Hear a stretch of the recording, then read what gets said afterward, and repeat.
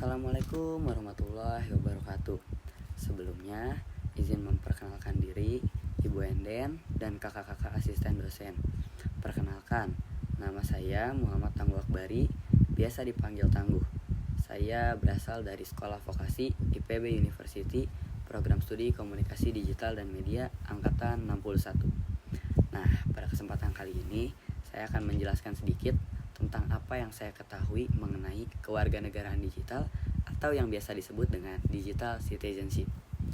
Nah, kewarganegaraan digital atau digital citizenship ini merupakan konsep yang membuat setiap warga negara digital menggunakan teknologi itu dengan baik serta bertanggung jawab sama halnya kalau di kehidupan nyata.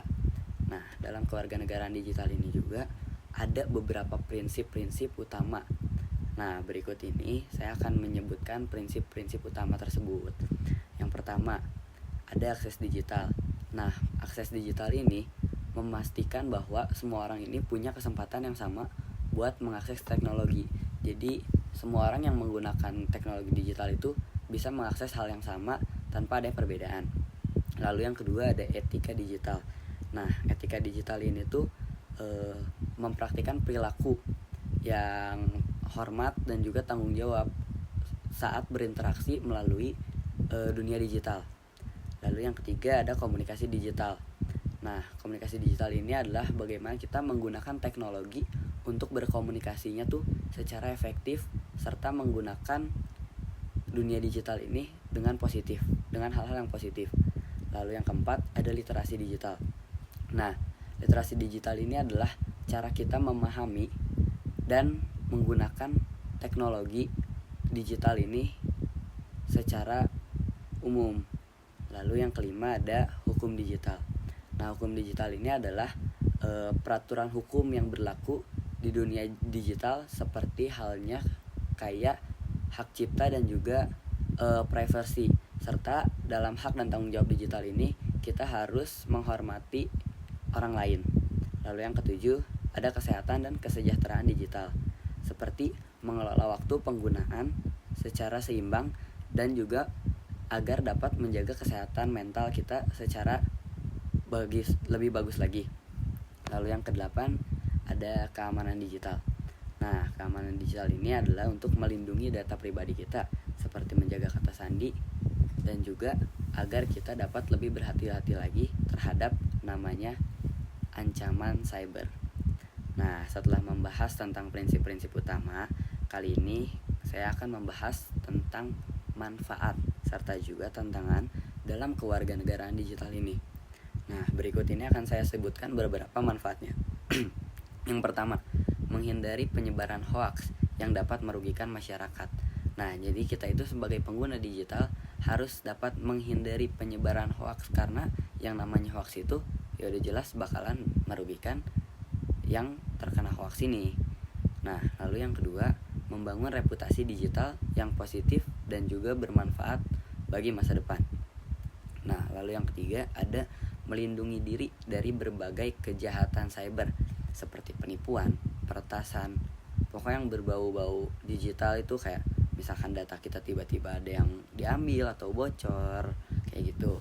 Nah, lalu yang keempat ada menggunakan teknologi secara produktif. Nah, misalnya kita itu tuh menggunakan teknologi itu bisa untuk belajar atau bekerja, atau dalam nanti kita di dunia kerja mungkin ada yang menjadi pebisnis atau apa. Nah, itu bisa kita, apalagi sekarang dunia sudah digital dan kita bisa menggunakan itu dengan lebih mudah lagi dan lebih efektif lagi.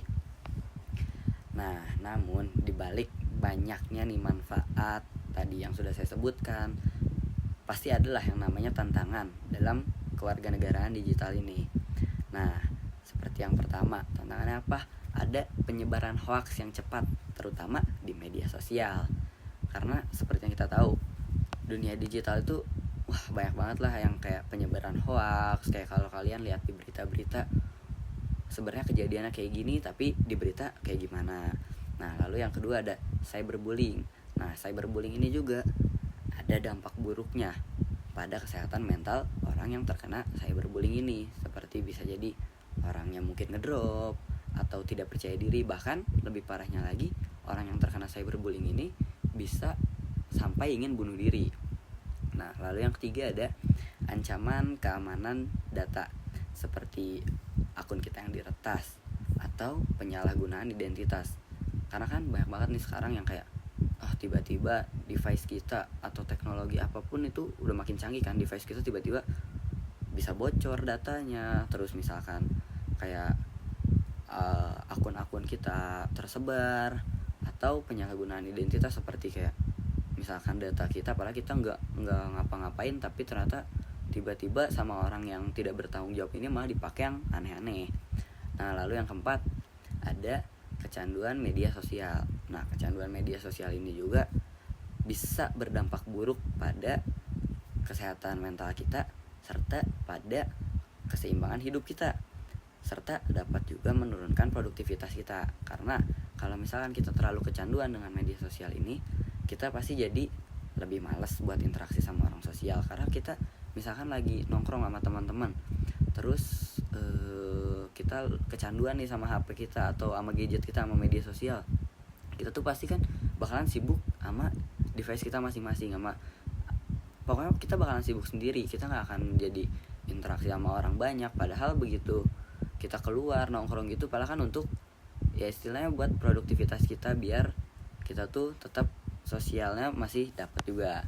Nah, tapi dibalik banyaknya manfaat terus tantangan yang udah aku sebutin, pasti selalu ada cara untuk menjadi warga digital yang baik tentunya, dengan tidak menggunakan komentar negatif atau ujaran kebencian, serta tetap jaga privasi orang lain.